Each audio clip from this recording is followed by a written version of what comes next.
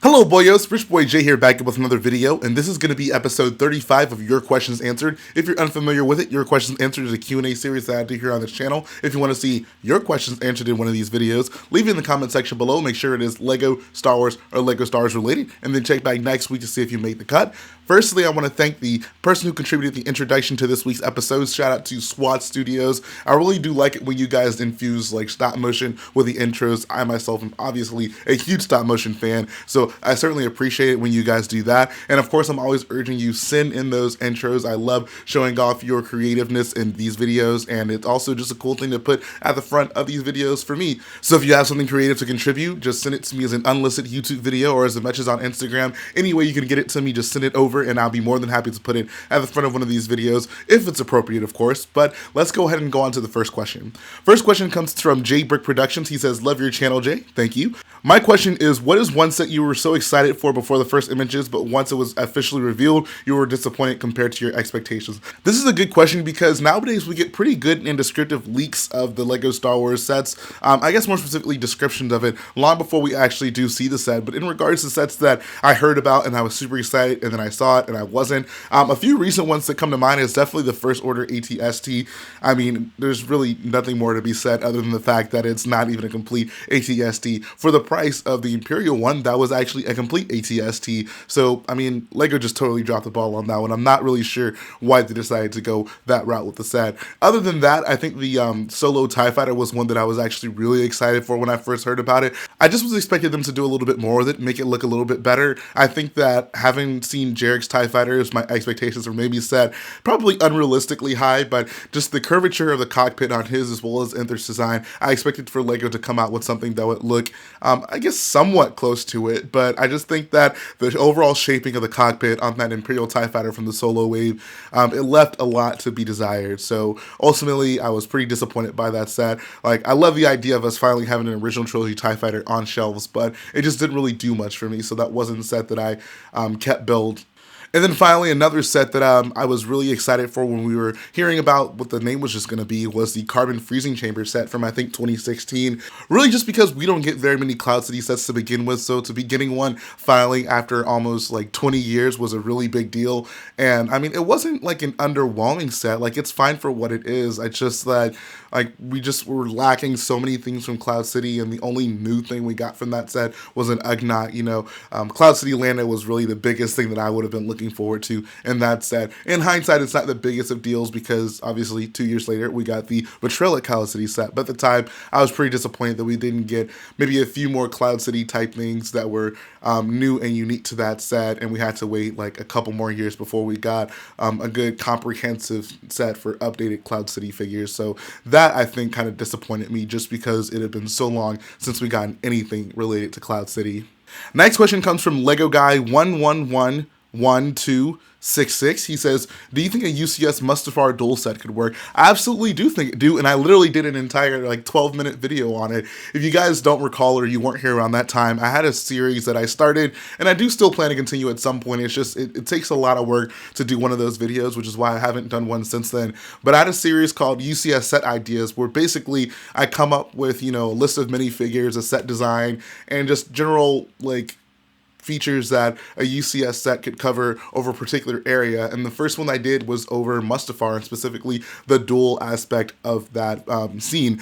I had a pretty lengthy discussion about it, and I mean, I think that it would just be an amazing UCS set in my opinion. I even showed a mock at the end of that video that I think was like probably the perfect general design for a UCS set like that. So yeah, I definitely think a UCS Mustafar duel would be amazing. I would love for them to do it. It would be a good way for us to get a lot of unique figures that we otherwise probably would not get.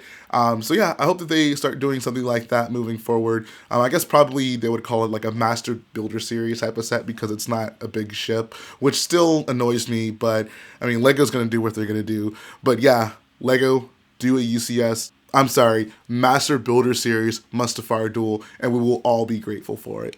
Next question comes from Luad PO Productions, and he says, thanks for answering my question. My favorite levels are Betrayal over Bespin and Death Star Escape from LEGO Star Wars 2, obviously. And he says, yes, you pronounced it right. Awesome. I hope I pronounced it right this time as well. I don't remember how I pronounced it last time. But he has 3 questions. First, what are your favorite LEGO Star Wars minifigures? I actually have a video on this, but to do a quick recap, two of my main figures that pop in my head as my favorites are 1, the Han Solo from Betrayal at Cloud City. Those pans are just a godsend. And then 2, the First Order Special Forces TIE Pilot. I really love that figure. It was annoying when we didn't get it when we actually got the Special Forces TIE Fighter, but the fact that they included it in Gallifrey's TIE Fighter I thought was pretty cool. And I gotta buy more of that figure. I gotta buy a lot more of that figure. Second question is, what's your favorite LEGO Millennium Falcon UCS version apart? So I really gotta go with the Kessel Run Falcon. That's the most recent one. It's the most unique looking one, obviously. And I really enjoyed the build, and I enjoyed just the features that it came out with. It's just such a unique take on the Falcon. It's much newer. The interior is actually really cool. All like the Lando party type stuff inside there is really fun to play around with. So I probably got to go with the Kessel Run Falcon. And then finally, he says, number 3, what's your favorite vehicle of Star Wars? The Republic gunship, easy, no competition. The Republic gunship is the best ship in all of Star Wars. I dare you to debate me. I will win. The Republic gunship is everything. Next question is going to come from Alisa Page 484. He says, does hearing someone say Legos instead of Lego or Lego bricks bother you? Also, what do you think of Disney CMF Series 2 minifigures that got revealed yesterday? Will you be picking any up? Do you have any favorites? And do you think any spots were wasted? So first part of the question, it used to bother me a lot when I was really pretentious about that type of thing. At this point, not really. Like, it's really not a big deal. I know that Lego themselves would probably tell you, like, yes, it is a big deal. Try to use Lego as not a generic term, because that's not what it is. That's not what we want for our brand. And I completely understand that, but I'm not gonna like get angry at any casual person who uses the phrase Legos. Like, the fact that they're even talking about Lego sets to begin with, I think, is a general positive thing. So we should try to spread positivity in that regard. And if you're going to correct someone on it, be nice and polite about it. And second part of the question is about the Disney CMF series figures. So yes, I love them. They're really cool. I'm really not the biggest like Disney like classic cartoon fan, so I don't know extensively about a lot of the characters, which is fine. It just wasn't my thing growing up. But I do have an appreciation for the figures. I got all of them from the original Disney line. I'll be getting all of them from this one. Some of the standouts for me that I actually really like are the Chip and Dale figures, and also Scrooge McDuck and Huey, Dewey, and Louie. I love those figures so much. I'm actually super hyped for this next Disney series, so I'll be picking all those bad boys up. Next question comes from 1989 WormsOne. He says, here's my question. Wouldn't it be so amazing if LEGO makes a video game based on the good old game Star Wars Episode 1 Racer? I believe you mean the Pod Racer game. Was it called Racer or was it called Pod Racer? I'm pretty sure it was called Pod Racer.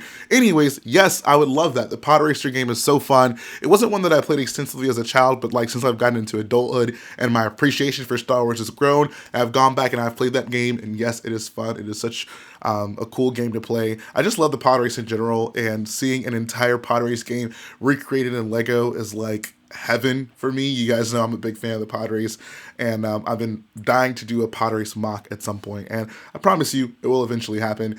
But yeah, Pod Racer, Lego, can't go wrong with that. I was always like the kind of kid who was like, I mean, if they turned any Star Wars game into a Lego game, I would like it like 10 times more. I think my dream game as a kid was like a Lego Star Wars Battlefront game. Like that would have just been the best thing ever for me. I know that they kind of got to that in Lego Star Wars 3 game.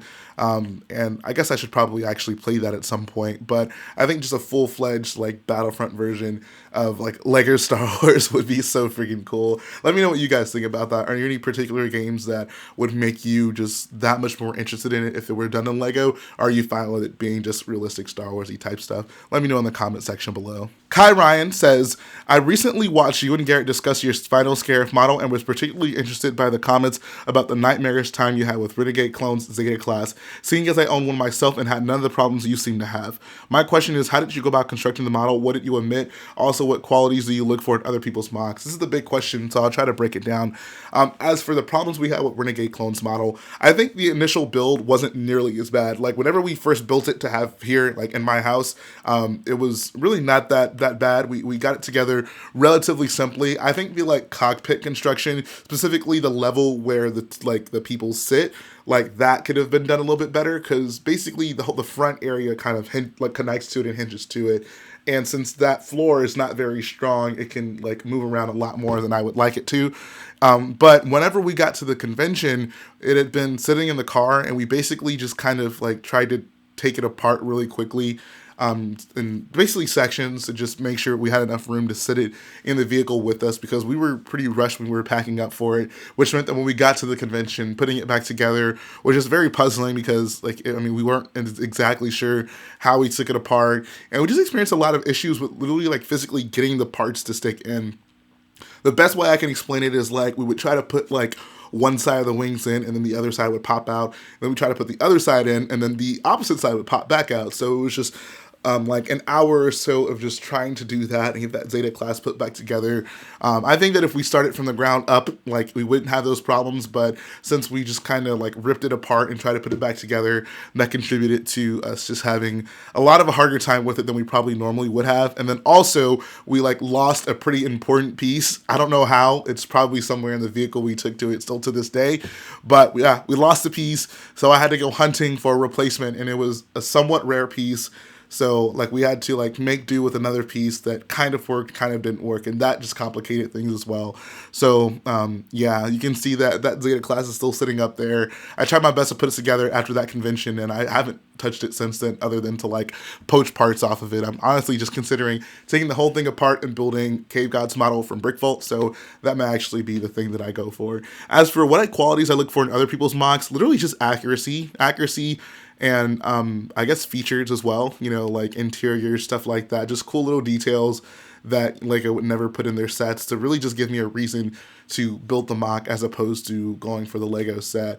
I don't super care about stability when it comes to other people's mocks, as long as I can sit it somewhere and like on a shelf and I can pick it up and look at it without it falling apart in my hands. That's fine enough for me. I don't need it to be the sturdiest thing ever. So yeah, hopefully that answers your question. Next question comes from Kessel Productions. He says, do you ever plan on going back to older themes, i.e. Fabuland Adventures Ultra Agents? It's so weird to think that Ultra Agents is considered an older theme at this point. It still seems like a newer theme to me, coming from the late 90s, early 2000s, from the beginning of my LEGO childhood career. But as for older themes that I would actually go back to, the only one that really sticks out to me is probably Paradisa. I love Paradisa. I love the aesthetic of it. It's like old school, like 60s and 70s Miami. I don't know. I love the way it looks. The color palette was just gorgeous. And I mean, they're kind of rare sets at this point, so I think that kind of like makes them even more alluring and more desirable. So if I were to go back and actively look for old LEGO themes, Paradisa would definitely be the one that I would go for. Final question comes from ESB2, and he says, what location/planet do you think should get more sets based on it? My inclination is to say Khorasan. I really do like Khorasan, and we don't really get a ton of sets based on it. Like, we still haven't gotten, you know, a Jedi temple at all, if in any shape or form, for a LEGO set, which is honestly pretty shocking for me, considering how many sets we get that are based around Jedi. The fact that we haven't gotten a set based on the temple, it's kind of surprising. Other than that, a big planet I would love to see more sets from is Jakku. We just see so many interesting like characters and aliens there. I would just love to see a lot of those recreated in LEGO to make a vast looking like Jakku mock. So we've gotten a few Jakku sets, but I think we can have many more and include some of those side aliens that we come across. So yeah, Jakku and Khorasan are probably at the top of my list for locations that we can use more sets based on. And that's going to finish up the video today, guys. I hope that you enjoyed listening to me answer these questions. If you want to see your questions answered in one of these videos, put in the comment section. Make sure it's LEGO Star Wars or LEGO Star Wars related. Then check back next week to see if you made the cut. Also, like I'm always trying to urge you guys to do, send me those intros. I love putting those at the front of these videos. It is a great time for everyone. But that's going to finish it up, guys. If you like what I do, go ahead and support the video by hitting that like button, support the channel by smashing that subscribe button, and I'll be back again very soon.